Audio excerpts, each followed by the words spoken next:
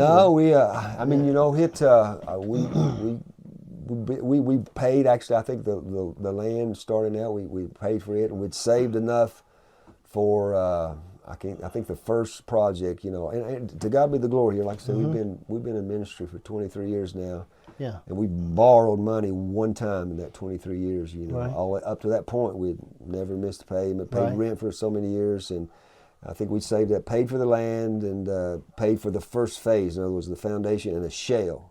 Right. And then we borrowed enough to what we thought Yeah. was going to finish the building out, and that's a long story there, but we were delayed up to a year, and just had to make some changes, Right, and right. shifting and around and things, but God just Yeah. was faithful to it. We just picked up that one payment, borrowed that one fund one time, and then just probably 2 or 3 years ago, within 7 years, we paid for it. Yeah. And today, we just finished putting the portico on. A big project was in original drawings, but that got delayed. Right. I think it's a big thing to do. I mean, it's a big leap of faith. Oh yeah. Okay, Yeah. I mean, you took a big leap of faith. Yeah. You had to hear not only did you have to hear the Lord, you had to stay with it. Yeah. You know what I mean? Yeah. It's when you're in it, your name is on the papers for Yes, sir. everything like that, and being responsible. There's a lot of legalities and things, but it was challenging, and you grow through it Yeah. as well. Like I said, Yes, it sir. keeps you prayerful and keeps you nights there when Yeah. everybody else is sleeping. You're Yeah. just walking before God. But You could hear the Lord and still it'd be stressful. yeah, You know what I mean? yeah. He never I promised mean, you. that's the thing about it. You got to get out there and just kind of make it happen. But God just provided in ways, and from many different sources. It wasn't like it's one source. Right.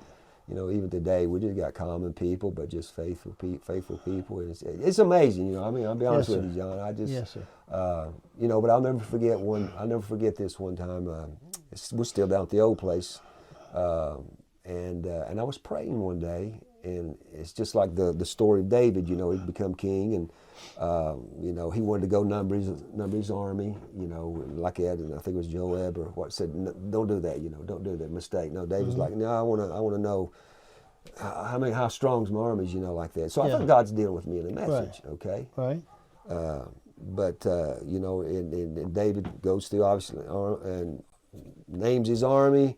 Then God didn't like that too good, because basically what the point of that story is that when David was young, David said, "By my God, I've leaped over a wall. By my God, I've run through troops. By my God, Yeah. it's by God I've got the Goliath."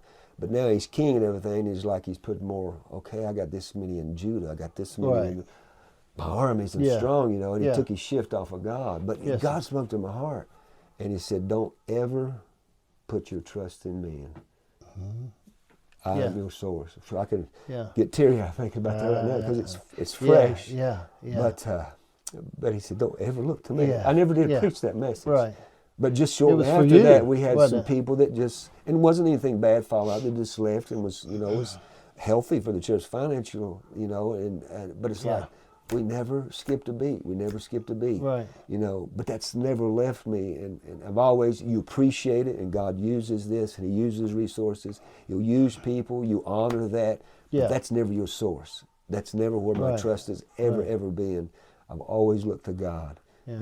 and He's been Yeah. faithful. I had one time we were building a TV station and some tower sites and doing some things. And the little church as pastor, my offering was running $20 and $30 and things along. And it's just the way it was. There a lot of good people, but I was pastoring a lot of poor people. Sure. Okay, it's just a real world the way it was. And I was over in the house beside the church before service, and they were singing, doing praise and worship, and like we were $1 million sanctuary, okay, and everybody singing. And I said, "God, you know where I am, Yeah. and what I'm doing and what I need." And He said, "Son, I'll raise up a king if I have to. Don't worry about it." Mm-hmm.